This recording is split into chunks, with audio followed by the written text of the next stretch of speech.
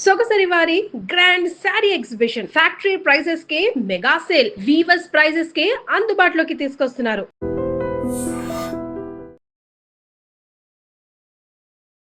అందరికీ నమస్కారం. నేను మీ ఆయుర్వేద డాక్టర్ చిట్టిపొట్ల మధుసూదన శర్మని. మనం ఈ వీడియోలో షుగర్ వ్యాధిని కంట్రోల్లో ఉంచుకునేందుకు చక్కటి గృహ వైద్యం అనేటువంటి ఆసక్తిదాయకమైనటువంటి అంశాన్ని గురించి తెలుసుకోబోతున్నాం. ఈ రోజుల్లో షుగర్ వ్యాధి చాలా కామన్ అయిపోయింది.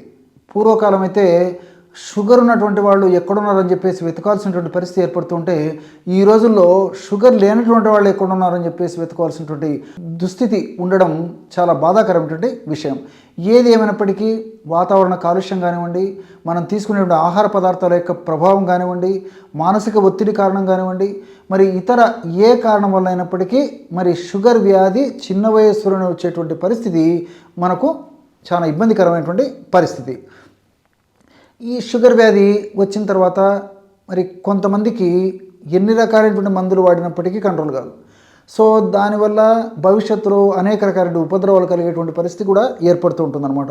అంటే వాళ్లకు అవగాహన లోపం చేత, తెలియక వాళ్ళు ఆ నియమాలు సరిగ్గా పాటించలేకపోవడం చేత కానీ, లేకపోతే ఇతర అనేక రకాల కారణాల చేత కానీ షుగర్ వ్యాధి నియంత్రణలో ఉండదన్నమాట. మరి దీర్ఘకాలికంగా షుగర్ వ్యాధి నియంత్రణలో ఉండకపోవడం చేత కొన్ని రకాలైన సమస్యలు కలుగుతాయి. ఒకవేళ షుగర్ వ్యాధి నియంత్రణలో ఉన్నప్పటికీ కొంతమందిలో ఆ షుగర్ వ్యాధి అప్ అండ్ డౌన్ కొద్ది శాతం కొద్దో గొప్ప కలుగుతుండేటువంటి పరిస్థితి ఏర్పడుతుంది. కాబట్టి దాని యొక్క ప్రభావం చేత కూడా దేహంలో కొన్ని రకాలైన అనారోగ్య సమస్యలు, రుగ్మతలు చోటు చేసుకునేటువంటి పరిస్థితి ఏర్పడుతుంది.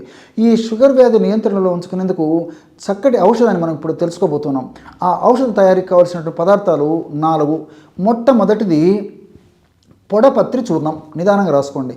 పొడపత్రి చూర్ణం, దీన్నే మధునాశిని అనేటువంటి పేరుతో సంస్కృతంలో పిలుస్తూ ఉంటారు అనమాట. మధునాశిని, మధు అంటే తీపు, నాశిని అంటే నశింపజేసేది. అంటే తీపు తత్వాన్ని, తీపుని నశింపజేసేటువంటి గుణం ఇందులో ఉండడం చేత దీనికి మధునాశిని అనేటువంటి పేరు పెట్టడం జరిగింది. పొడపత్రి, దీన్నే మధునాశిని చూర్ణం అనేటువంటి పేరుతో మనకు మార్కెట్లో దొరుకుతుంది. ఈ పొడపత్రి ఆ యొక్క ఆకు కానీ లేకపోతే చూర్ణం కానీ నోట్లో వేసుకున్న తర్వాత మనం ఆ తీపు కానీ బెల్లం ఇలాంటి పదార్థాలు నోట్లో వేసుకున్నప్పుడు మనకు ఆ రుచి కూడా తెలియదన్నమాట. అంటే ఆ నాలుక ఆ భాగం అంతా రుచిని కూడా కొద్దిసేపు కోల్పోయేటువంటి పరిస్థితి ఏర్పడుతుందన్నమాట. కాబట్టి అంత అద్భుతమైనటువంటి ఔషధ శక్తి ఈ యొక్క పొడపత్రిలో ఉంది. ఈ పొడపత్రిలో జిమ్నిమిక్ యాసిడ్ ఇలాంటి అనేక రకాలైన రసాయన పదార్థాలు, శాపనిన్స్ ఇలాంటి అనేక రకాల రసాయన పదార్థాలు కూడా ఉన్నాయి. ఈ యొక్క జిమ్నిమిక్ యాసిడ్ అనేటువంటి రసాయన పదార్థం గుణం ఏంటంటే ప్రేవుల్లో గ్లూకోజు త్వరగా అబ్జార్బ్ కాకుండా కంట్రోల్ చేస్తుంది. అంతేకాకుండా పిండి పదార్థాలు కూడా త్వరగా గ్లూకోజ్ కింద మారకుండా కూడా పరోక్షంగా ఈ యొక్క జిమ్నిమిక్ యాసిడ్ ఉపయోగపడుతుంది. దీంతోపాటు మరొక ప్రయోజనము జిమ్నిమిక్ యాసిడ్తో పాటు ఇందులో ఉన్నటువంటి ఇతర పదార్థాల యొక్క ప్రయోజనం ఏంటంటే, ఈ సాపనెన్స్ యొక్క ప్రయోజనం ఏంటంటే ఇన్సులిన్ ఉత్పత్తిని బాగా పెంచేందుకు కూడా ఈ యొక్క సాపనెన్స్ ఉపయోగపడతాయి. కాబట్టి ఈ యొక్క షుగర్ వ్యాధిగ్రస్తుల్లో మరి కొంతమందికి ఇన్సులిన్ ఆశించిన స్థాయిలో ఉత్పత్తి కాకపోవడం చేత కూడా ఈ సమస్య కలుగుతూ ఉంటుంది. కాబట్టి షుగర్ని బాగా షుగర్కు సంబంధించి అంటే ఇన్సులిన్ ఉత్పత్తికి బాగా దోహదపడమే కాకుండా గ్లూకోజ్ త్వరగా పేగుల నుంచి అబ్జర్వ్ కాకుండా, పిండి పదార్థాలు త్వరగా గ్లూకోజ్ కింద మారకుండా కూడా ఈ యొక్క పొడపత్రిలో ఉన్నటువంటి జిమ్నిమిక్ యాసిడ్ అనేటువంటిది ఉపయోగపడుతుంది. అట్లే రెండవ పదార్థంగా ఈ పొడపత్రి చూర్ణాన్ని ఒక 50 గ్రాములు తీసుకోండి. అట్లే రెండవ పదార్థంగా కాకరకాయల యొక్క చూర్ణం. కాకరకాయలు సంవత్సరం అంతా మనకు మార్కెట్లో దొరుకుతాయి. తెచ్చుకొనేసేసి బాగా కడిగేసి శుభ్రం చేసేసి చిన్న చిన్న ముక్కలుగా తరిగేసి బాగా బాగా ఎండిపోయినటువంటి ఆ యొక్క కాకరకాయ చిప్స్ని దంచి కానీ లేకపోతే మిక్సీలో వేసి కానీ మెత్తగా చూర్ణంలాగా తయారు చేసుకొని ఆ యొక్క చూర్ణాన్ని కూడా ఒక 50 గ్రాములు తీసుకోండి. ఈ కాకరకాయలో ఉన్నటువంటి విసిసిన్ అనేటువంటి ఒక రసాయన పదార్థము, అదేవిధంగా ఇన్సులిన్ లైక్ పెప్టైడ్ అనేటువంటి రసాయన పదార్థము, ఇలాంటివన్నీ కూడా ప్రత్యక్షంగా పరోక్షంగా ఇన్సులిన్ సిక్రేషన్ బాగా చేసేందుకు ఉపయోగపడమే కాకుండా ఇన్సులిన్ సెన్సిటివిటీ అంటే ఉన్నటువంటి ఇన్సులిన్ కూడా సమర్థవంతంగా పనిచేసేందుకు కూడా ఈ కాకరకాయలు ఉన్నటువంటి ఈ యొక్క రసాయన చారంటిన్ ఇలాంటి అనేక రకాల రసాయన పదార్థాలు ఉపయోగపడతాయి. అంతేకాకుండా HbA1c అనేటువంటి ఈ యొక్క రీడింగ్ ఏదైతే ఉందో, అంటే 3 నెలలకు సగటు చేసేటువంటి పరీక్ష HbA1c అని చెప్పేసి పరీక్ష చేస్తుంటారు కదా, ఆ HbA1c పెరగకుండా ఈ యొక్క కాకరకాయ ఉపయోగపడుతుంది.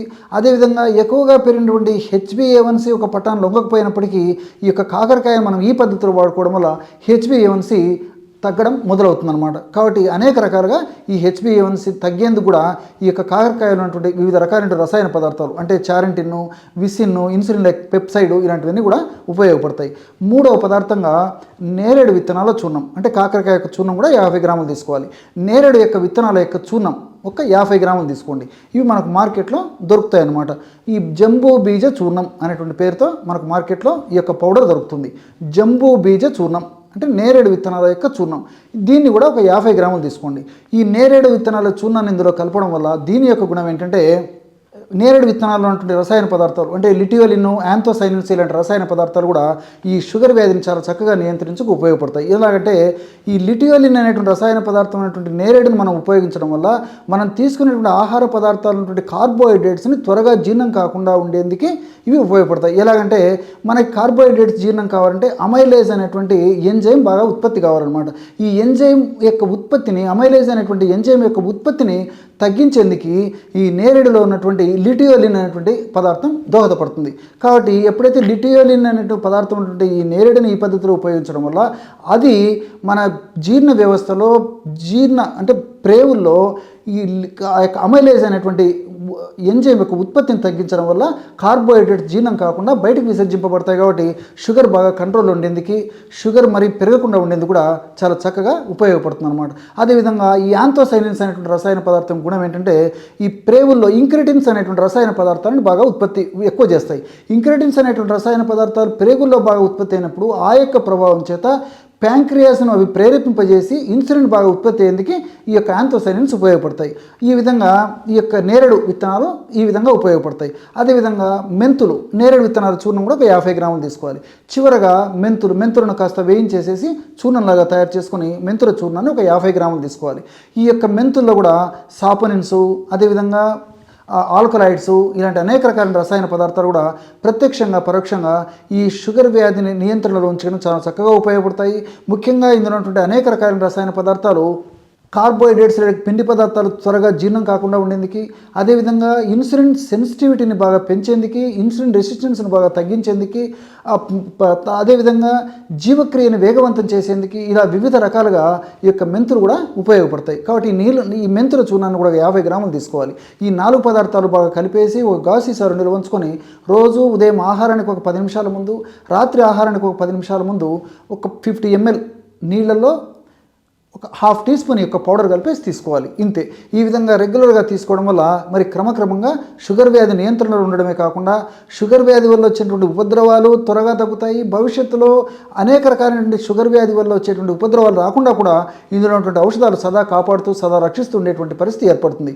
ఆధునిక కృత్రిమ రసాయన ఔషధాలు వాడుకుంటూ కూడా మరి ఔషధాన్ని వాడుకోవడం వల్ల మల్టిపుల్ బెనిఫిట్స్ ఉంటాయి. అంతేకాకుండా ఆధునిక కృత్రిమ రసాయన ఔషధాల యొక్క డోస్ తగ్గించడానికి ఉపయోగపడుతుంది. వాటి యొక్క సైడ్ ఎఫెక్ట్స్ కూడా రాకుండా ఉండేందుకు ఇప్పుడు మనం చెప్పుకున్నటువంటి యొక్క ఔషధాన్ని వాడుకోవడం వల్ల చాలా సమర్థవంతంగా పనిచేసేటువంటి పరిస్థితి ఏర్పడుతుంది అన్నమాట. Sir, one life lesson what medicine has taught you. Whatever you can do without expecting. But I really believe మన పాజిటివ్ యాటిట్యూడ్ ఉంటేనే మనం ఏదైనా సాధించగలం. గట్ని మనం కరెక్ట్గా డీల్ చేసినట్లయితే అది మనకి పాజిటివ్ హార్మోన్స్ని రిలీజ్ చేస్తుంది. షుగర్ వచ్చిన వాళ్ళ పరిస్థితి ఏంటి? పొట్ట దగ్గర పెరిగితే దాన్ని ఆండ్రాయిడ్ అంటారు. ఆండ్రాయిడ్ ఫోన్ కదా. అసలు థాట్స్ ఎందుకు వస్తాయి? బ్రెయిన్ డెడ్ అంటే దానికి ప్రపంచం అంతా కూడా కొన్ని నిర్దిష్టమైనటువంటి లక్షణాలు. మానసికంగా ధైర్యంగా ఉంటే క్యాన్సర్ జయించవచ్చు. You are a doctor for a cause sir, అంతే. వాళ్ళకి వచ్చిన ఆదాయం కాకుండా ఫ్రీ సర్వీస్ ఎంతమందికో చేస్తారు.